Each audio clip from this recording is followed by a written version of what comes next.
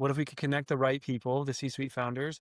And then what if we can like drive this thought leadership where like other thought leaders are coming together and we're kind of rewriting like what's actually going on in the world? And that to me was the antithesis for like what we're doing.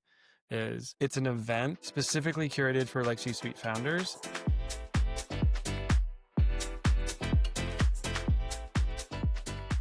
All right. Welcome to Be Well. Today I'm joined by Jon Ward. He's founder and CEO of The Assembly, a first of its kind experience-led conference reimagining the intersection of healthcare, fitness, and human potential.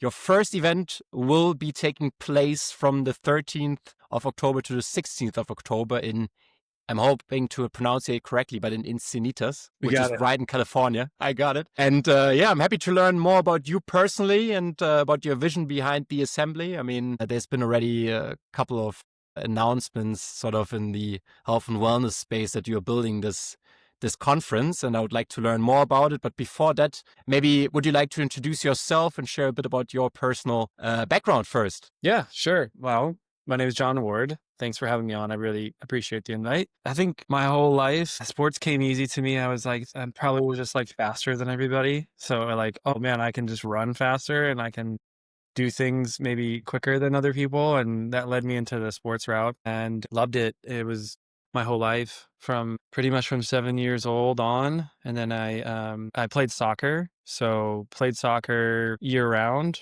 pretty much from maybe 9 or 10 years old until probably 19. And then I picked up basketball later. I played for fun and then I got competitively did it. And that was most of my childhood was I'm at a tournament or I'm at a practice, and my family always struggled to get me places because I couldn't drive. So their whole life was basically taxing me around. And, but I got so much fulfillment out of that. It was so great. I think it's because I could excel and I could see myself winning and I could see myself achieving and I could see myself like getting better.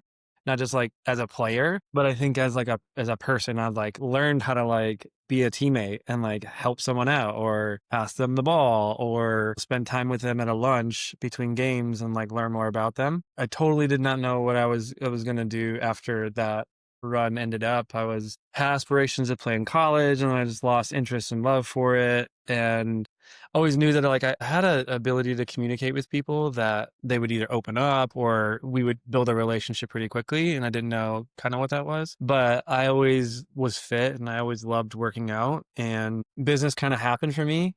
It sort of led into business, and it was happenstance. I was, doing a non-health related job and learned the ropes. I was the guy doing 75 calls a day for a year to try to figure out how I'm to communicate and basically learn what not to do. You get a lot of failures and you just figure out like, it was probably the best lesson to learn that you're not failing, you're just learning. You're learning how to like communicate more authentically, and you're learning to figure out like what people want and what they don't want.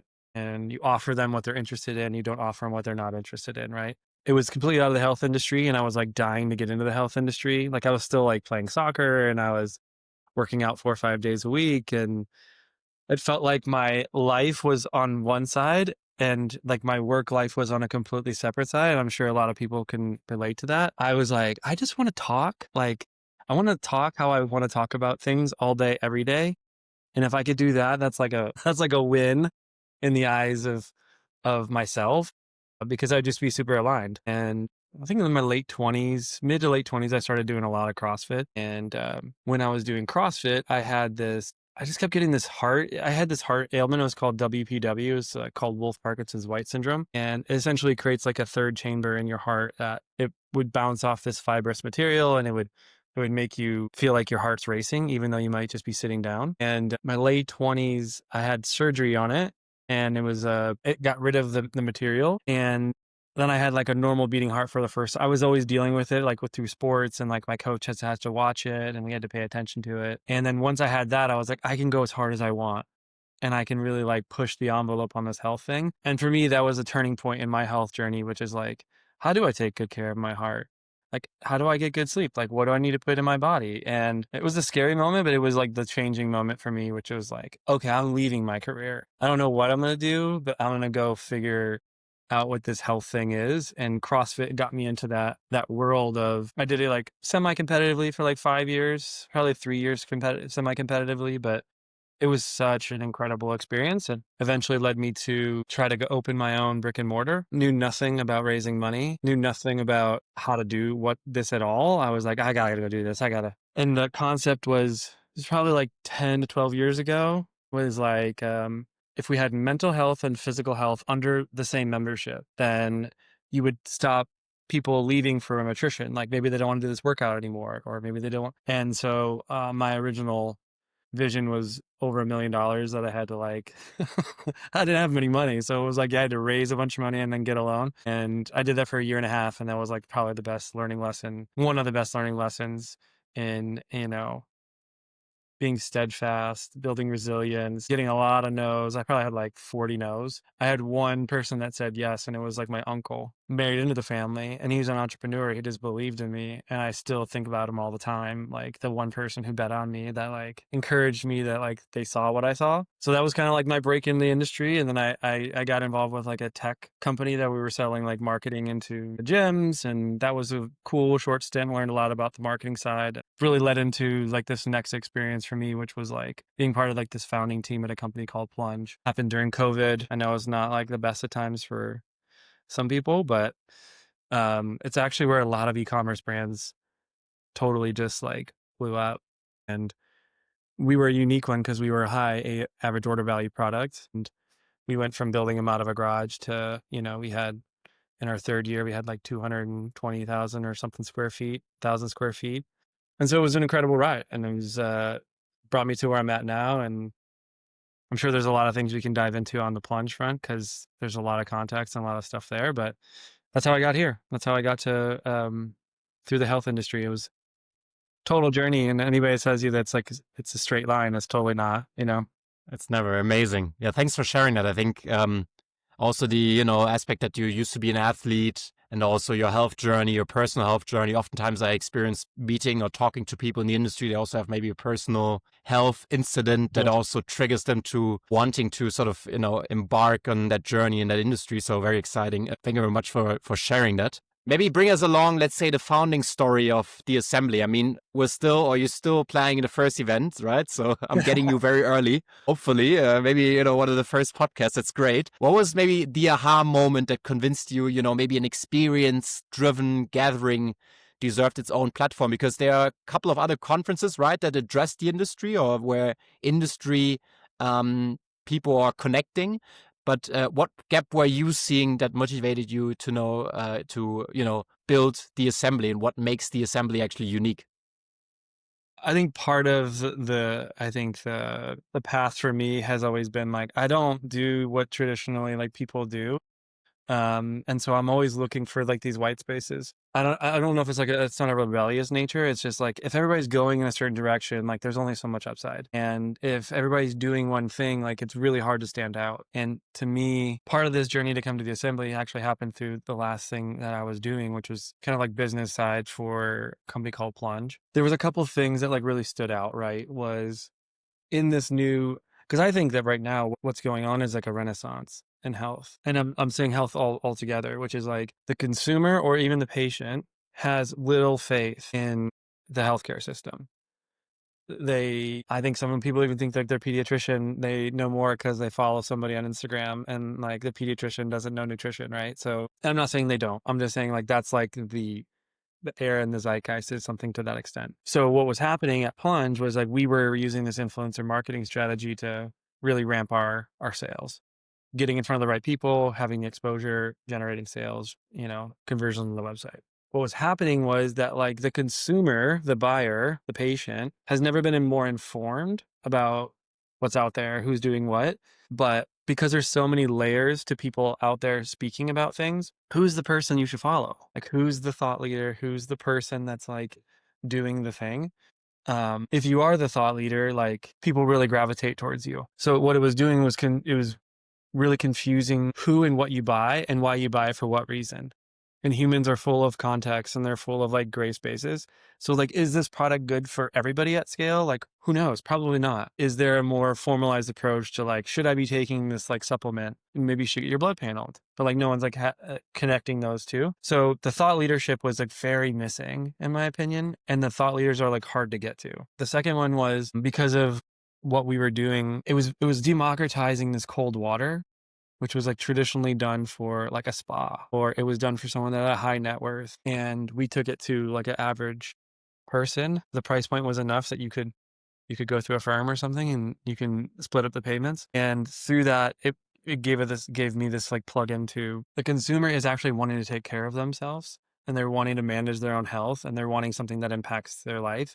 And our product was viewed as recovery, but it was essentially a mental health tool that was like going into the home. And it got all these like C-suite founders coming to me, and from all verticals of health. And some of them are achievers and some of them are just like have a struggle with anxiety, or some of them are just like training for an Ironman.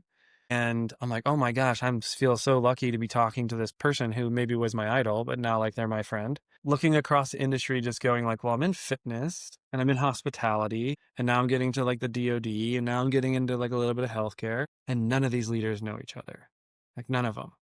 And if they do cross over their market, it's like they're just kind of an anomaly and they're probably a super thought leader. So I would try to connect them behind closed doors, just like, man, you guys really need to meet. I don't need anything. I'm just like here to connect you guys. Like I'm here to like facilitate two great people meeting each other. And here's like a framework for like what could work, which is like healthcare saying the same thing as health and wellness.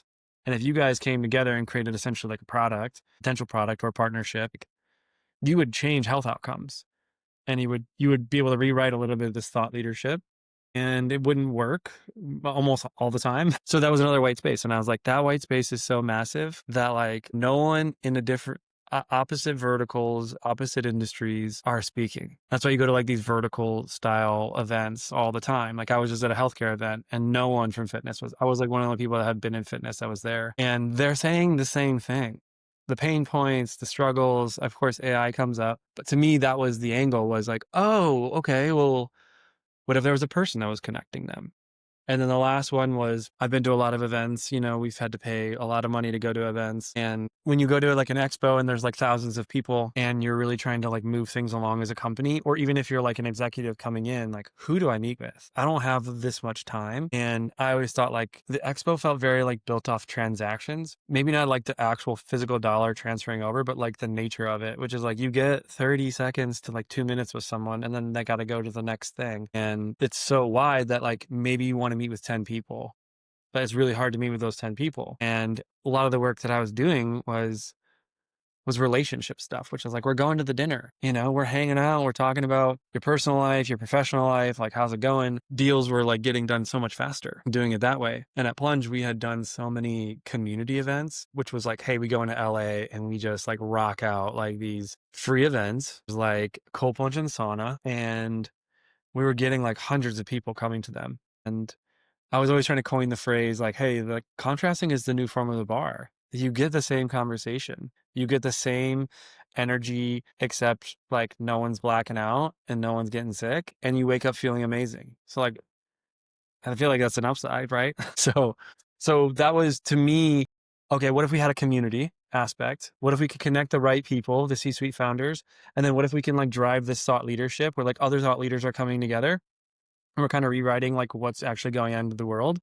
And that to me was the antithesis for like what we're doing. Is it's an event specifically curated for like C-suite founders. And it's not because other people like couldn't be involved, but like we're focused on like, how do we actually get all the minds who are in these positions, in these like spaces right now, to like collaborate and to communicate and to like, share like what you're doing, and like maybe someone else can help plug into whatever that is. And it's a 3-day, basically 3-day or 4-day, 3-night, and it's all experience. The experiences are health related, it's communication related, and underneath that is all like relationship. Like how do we, in a very short period of time, build these relationships that like can live on after the event goes off? But there is no keynote. Like everybody in the room essentially is a keynote speaker. And so that's like been an interesting conversation to have to people, is like, oh, you're not doing paid speaking. It's like, I'm sorry. No, I need to pay to come. And you may not speak. You can speak if you like. We're doing almost all fireside chats. And it's like, don't sell your company. Like, what are you doing in the world that makes you unique, or the work that you're doing that, like, if you could share that other people in the room could know how to work with you, and they could know like what you're exactly, like maybe some words you're saying are words that they want to do too. And then we have panels and really curated panels. Like there's one that's going to be on like women's health that I'm like super excited about, and really like adult summer camp vibes. Like we pick their own journey. Like there's all these health activations. You know what I mean? Like we're going to have cold plunges and saunas that are like elevated on the coastline, and they're looking over the ocean. And then PJ Nestor, who's from XPT, is going to be facilitating, like, and he's incredible, super awesome guy. He's going to be facilitating these contrasting sessions with like pretty decent sized groups. Kelly Starrett is the man. He was my idol, like, well, he is. And he's someone I leaned into heavy when I was in CrossFit. And so he's going to be doing some mobility work. And Juliet Starrett's going to be guiding these like guided rucks, guided hikes. We're using Ion as the weighted vest, and then we're just going to get a group of people to go together, and they do this stuff, and they come back, and 40 minutes later, they probably communicated in some capacity, and then we have surf lessons that are going to be going on. All that kind of really interesting, nuanced products that most people either know the name or they have never seen before. And the goal is that, like, if we focused and stop trying to work in this front part of your brain, and we all have our pitches, you have your pitch about the pod, I have my pitch about what I'm doing in my life. And those are great. But if we could stop pitching each other and then just like, who are you? What do you like? Who's your family? What is that? What's that like?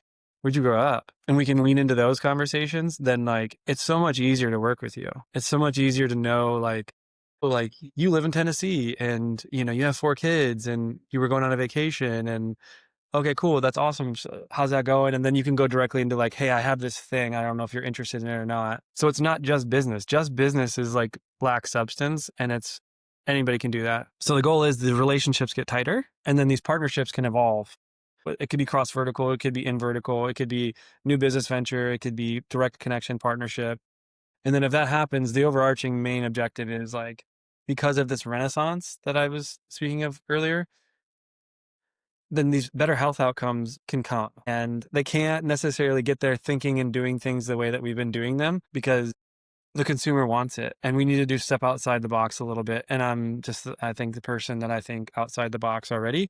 So that's what we're excited about. And the last thing is, like, I haven't totally announced it. Maybe I have once, but we're going to roll this into a membership going into 2026. And that's what most people know it as, but I'm just saying it's the community. It's the community of thought leaders coming together for a common goal to improve health outcomes as we move forward. So that's like regular communication. That's like dinners. That's like maybe we have webinars, and then we'll have like a yearly meeting where we all meeting. I guess it's an event, but the goal is to like kind of like really funnel these conversations so that they keep going. So it's all top of mind, and we can think not just what's coming in a year, but like, what should we be thinking about 2 years from now? And that's kind of the vision. Great, great. I think you already highlighted tons of topics that I would like to follow up on. I Sure. mean, could resonate with a lot of things you just mentioned, but it's just so much that we do it in a structured way. Sounds very exciting. Sounds very exciting, John. Thanks for sharing that pitch. Maybe first of all, could you maybe walk us through maybe the program, because the program is already set. Could you maybe share a couple of words about the program, something that excites you, maybe also in terms of the topic that you guys are going to focus on maybe this year? How maybe does the attendee journey, how is it going to look like if someone is participating at the assembly this year in October? Maybe you walk us through Sure. how that looks like. Yeah. So look, the attendee comes in, and we basically have like a welcome hangout. And we have like, basically we're going to get together, and we're just going to introduce each other, each ourselves to other people. We'll have some drinks. We'll have non-alcoholic drinks and that thing. But the event is based off circadian rhythm. So we're doing early morning walks. We're doing midday breaks, all scheduled. And then at night, anything that we're doing is catered towards like us being able to see the sun go down. So we can put our body in that natural like circadian rhythm. Well, then we're trying to like improve health, right? While we're doing an event. A lot of the activity in the morning is kind of choose your own adventure. So like We're not telling people what to do because I think sometimes that feels like a little forced. And all our health coaches were like, we're not doing a workout. Like they fall flat. Like no one wants to do those. They want to do their own thing. And I was like, whatever you guys say, man. Like I'm good. I'm good with that. So we pivoted to like choose your own adventure, which is like, what physical activation do you want to do? Do you want to surf? Do you want to rock? Do you want to run? Do you want to do yoga? Do you want to like a little mobility workout in the morning?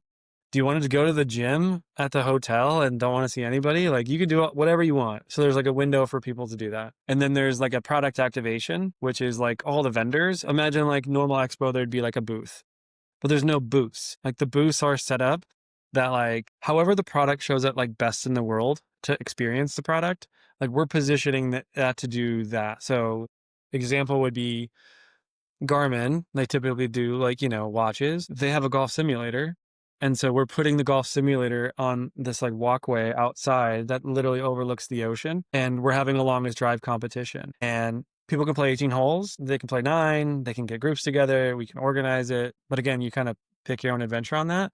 So there's blocks at times in the day that like you can go try the hyper boot. You can go try a new workout machine. You can go try this device that puts you to sleep in 10 minutes. And you kind of choose your own day. You map it out. We give the vendor who's coming to the booth. We have about 15 different vendor partners at the moment, and they have to go try all of them at least, just so like they're getting the gist of how things are going. And then there's some downtime. So there's time for journaling. There's times for hanging out with someone. We are going to have whiteboards that live around the event. So if someone sees someone and they want to like start ideating with them, they could do it. We'll likely have chessboards out there. We'll have cornhole. Just basic, like fun, relaxing stuff that like help just build normal, natural conversation. Middle of the day is like when we have most of our main topics of conversation. It's usually a couple hours at a time. So a lot of fireside chats that will all go together, panels that will go together. We have a couple keynotes that are interesting. I think that like Prenuvo, if you haven't seen this brand, it's like, these full body MRI scans, like what they're able to solve. Not even solve, that's the wrong word, but like what they're able to find to help you get ahead of maybe what you wouldn't find till it's too late. The conversation is like, hey, what have you found in your 100,000 scans? So they're going to share like, hey, here's what we found in, organs. Here's what we found like precancerous. And so I think those are great topics of conversation. And then we have everything from really high executive battling addiction and finding psychedelics to a former founder CEO of a large fitness company, really finding her way through quiet and peace and joy. And like, how do you actually combat that in a world where it demands your attention and constant communication? So it's not like really traditional topics. Like we're trying to go like catered to the audience of the C-suite founder. Like one of the things I get all the time, man, is there's no place for them to go to have a conversation that people understand what's going on with them. They try to get in these mastermind groups and try to find the right people, but it's very hard for them to figure out like where they can and can't share. And most people, they feel like won't get what they're talking about. So that's how I feel like this group can really be resourceful and helpful is we'll do that. We'll obviously have the dinners. We're going to have we're going to have a DJ. We'll likely have some karaoke one night. But it's pretty free flowing and we have structure, but like we also know that everybody in this room probably has 80 emails that they're getting like every couple hours. So allowing flexibility for that to happen. But I think the latest thing that we're really focused a lot on is making people uncomfortable enough that they are forced out of their comfort zone and they need to go either like meet someone new or they need to go try something new. And I think usually that helps like open up the self a little bit more. We're really trying to be like smart and like thoughtful about how we do that and not have it be some like get up on stage and tell us a life story, like I don't think that's what did you cry about last? Like I don't think it's that. But it's also have everybody like come here for an intention of like just getting to know other people. Great. It's great. Jon, one aspect you described earlier was sort of, you were saying, so there are different sectors or industries. There's the fitness industry, there's government, there's the overall healthcare industry, there's wellness, which is more, maybe closer to the consumer. And you were saying that they are, in a sense, also siloed, they're addressing similar issues or trying to address the exact same issues. Yeah. But it's difficult to bring them together. And one thing I'm observing, so you described the assembly as a curated gathering of the most influential voice in care, health, and human potential. And now there's one thing or one question I like to ask to my guests is always there's a lot of noise in terms of definitions out there, right? So you have longevity, health, wellness, you have the traditional healthcare system, right? You have tons of definitions flying around. What's your take on, let's say, that fragmented state of the health and wellness space? And how can you sort of, or is there maybe a term you like to use? Because you are trying to also, in a sense, bring that industry together, right? What's your take on that? It's a good question. It's loaded, but I would say like, I think if it's like intentional and it's like you're actually doing the thing, then it's great. I think words are weaponized is not the right term, but like words get scaled out and they become buzzy. And then everybody uses them as a term of like affiliation. Like for a while it was like, recovery. Like, okay, well define recovery. What is recovery? And what is recovery for this person and what's recovery for that person? But everybody's using it. And then, then it was like mental health. Well, like what is mental health? What does it look like? What does it actually feel like? Who's using it? And I know like right now it's longevity, but like, and I'm sure these longevity experts that are coming would question like and maybe I just need to get more informed, but I don't know what longevity is. I don't totally know what falls under longevity. Is it recovery going into longevity? Is it food going into longevity? Is it sleep going into longevity? Because these are topics that are just like pretty standard. And so my perspective is like, what actually is health look like? Like if we just had a category of like, oh, we're doing health, great. Like what fits into the category of health? And sometimes, and I don't want to get like too analyzing on this, but like sometimes I feel like we should just focus like, how are you doing these main things in health well? Like, are you sleeping? Are you moving your body every day? Are you actually like, do you have a community? Do you have friends? Like, are you actually like exposing yourself to new things? Are you trying things that are a little uncomfortable? And like the good coaches, trainers, the good people that I know that do focus on those areas, like those people are very healthy and they're very happy people. And I think I saw this in CrossFit, which was like you had these hyper fit people, like incredible, like they're like jacked. Everybody's got six packs, like their backs are just like awesome, and they spent so much time on the physical side that like this more emotional quotient part of them was like it wasn't given the attention that they needed. So like they were like super fit, but like some were unhappy, and so I like the idea of what we're doing in longevity. Like I think it's awesome if like oh well we can extend life. I just want to see like more standardization around like what does actually that look like. Otherwise it's another like commoditized word that like we're going to wait till we find the next word and then we're going to plug that word in there. In general, like we've never been in a better spot for like the preventative side for people to like lean into and like really try to like change certain things, like you don't need a heart attack to go figure out how to be healthier. You don't need to have like, like some kidney thing happen to you, right? Like you can figure that out now. And I think just having the right people saying and pushing like really authentic science backed. So that's actually like a good segue is like the science coming into the industry on the preventative side is actually really awesome, and removing it from sometimes like people do incredible studies and they're like double blind placebo and they live somewhere way over here. And now these people in science like kind of integrating into like brands at large and driving like more connection to like what is actually going on is huge. And I was actually just talking to someone yesterday and she was the chief medical officer for like super large corporation. And that was her thing is like, I was a doctor before and I just had little impact on outcomes. And when she went there, she's like, I'm focused all on preventative now. And I feel like alive, and getting more people like that want to come from either the healthcare system or research, plugging into what we're doing. And you probably see it a lot in a lot of brands now. I think that is like a super smart play. And I'm super excited about that. Amazing. Jon, let's talk a bit about your, let's say, growth strategy or maybe traction that you've been seeing until now, because your first event, as mentioned, will take place now in October. So we're still, in the early days. But maybe, since launching the assembly and since, announcing it and planning everything, what signals maybe have told you that you're onto something, that feels right? Is there something that, that you're realizing, hey, I'm onto something there? Yeah, so I'm real big on product market fit. And if you don't have really good product market fit, then you're fighting an uphill battle. It's really hard to scale it. And there has been very few, if any, and maybe they just like weren't able to tell me, but everybody at this C-suite founder level gets this. No one's like, oh, like, good luck. I don't know if that's going to work out for you.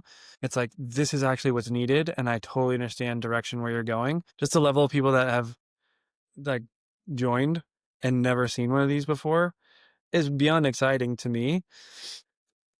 I think, if you stay in business, customers, people in general come to you and it like opens up another like perspective. I think anything from like distribution, whether that's in the United States, it's international distribution. I think private investors and VCs seeing interest. I think like e-com brands could be like emerging e-com brands coming in to try to figure out like how they can scale up their company more effectively. I think just like connective tissue to like people finding the right capital that need it. Like that's come up a lot. I mean, like, hey, I'm a good, and maybe they're like 10 or 15, $20 million brand. Like we're looking for money. I just see bigger picture, like the assembly becoming thought leader for like people to come together to scale companies and scale the right kind of companies. I know I'm the judge and jury, but like I believe in a lot of companies and I believe in the space. And I think it'd be a really cool thing to be a part of, to be honest with you, is um you make these connections and then watch these things grow. Like realistically, when we launch this membership, I think that's the major unlock, which is a continuous comms.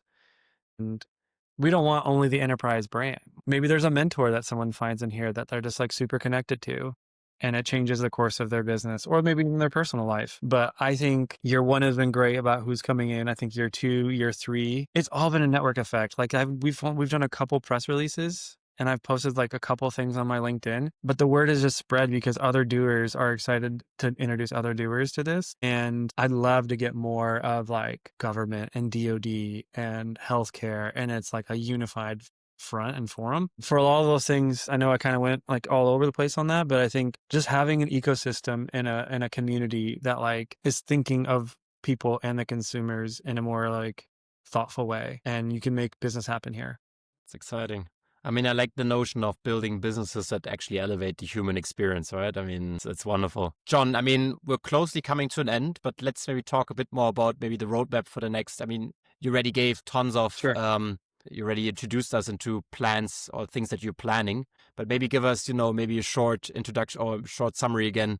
What is your, roadmap for the next months, years after the first event? I mean, you want to establish a membership network eventually, right? But do you have sort of a roadmap or a timeline and milestones that you want to achieve in the time to come? Sure. Yeah. I mean, I think we're going to announce the membership at the first event. I think we'll kick it off in the beginning of 2026.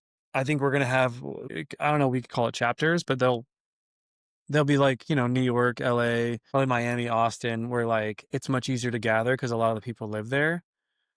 But like, we'll go to a contrast studio.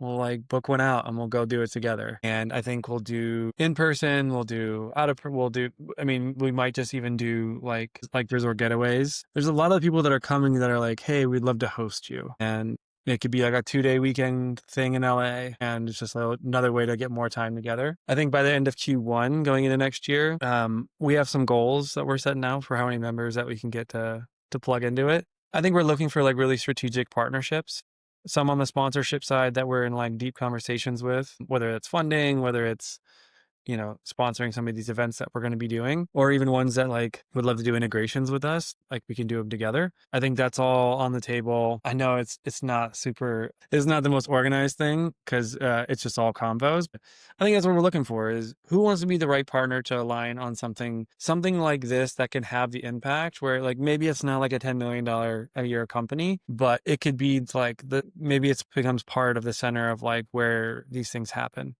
And I'm pretty thoughtful and I'm pretty patient on like who comes into that because it's a marriage, man. You have a partner, you have people that you're working with. It's like, do I want this person to be my wife or what? And you got to choose wisely. So I'm pretty patient on that. Great. Very exciting. Jon, I mean, that's now the concluding question I always like to ask at the end. If there's anything else you would like to share, maybe about the assembly or about maybe let's say health in general, right? Or any personal aspect. And yeah, I mean, it sounds very exciting what you're doing. Just letting you know. Well, thanks. I'm glad someone feels that way. It's, I'm personally, I just think I'm excited about it, man. I just think that there's a window right now where if we really choose to like come together, because there's like so much money coming into this space right now that health is like people say health is wealth, right? If we start getting off track with, like private equity comes in or like people are just coming in just to like get cash out and they're not really think of the health of people, that could be a problem. But if we are thinking of those things and we're like considering those, there's so much upside, like I've said this before, but there's this huge push in women's health and I'm so stoked on it, like women being able to have this like really strong and powerful voice about like, yeah, hey, we have reproductive organs and we need to like have these things that we're focused on in our daily life match up and sync up to those things. Love it. And there's menopause and there's for me, like I'm not a woman and I think in terms of like men have this massive upside right now, which is I don't know about you, but for me, I didn't grow up with like a mom or a dad that like were, hey, how are you feeling? Are you sad? Are you frustrated? Are you hurt? I'm not saying everybody needs to go, into their feelings all of the time. But as men, we typically just focus on like what is like, I'm either mad or I'm frustrated. And all these other emotions like sync up into it. And a lot of times when they sync up into that, they're missing all of like the world around them. And men have this like openness that's coming out. And I think it has massive upside for men to evolve a little bit.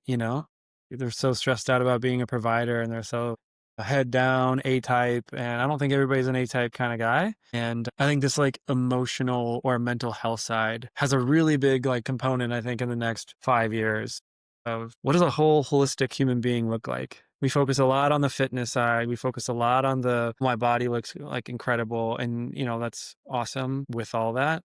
But I think this mental health thing I don't know if that becomes democratized, but I think there's a possibility in the very near future that like people will be able to work through things and like understand how they are and how they feel and make choices that are more aligned to what they want. I think that's what I'm excited about. Is all this stuff's kind of leading towards that and like people becoming like more connected to like physical and mental. Great final statement, John. Wishing you all the best Thank you on so that much. first event. And yeah, I'm very curious to see how it went. And yeah, maybe you let me know afterwards. And yeah, all the best to you. Thank you so See much. you. Appreciate it.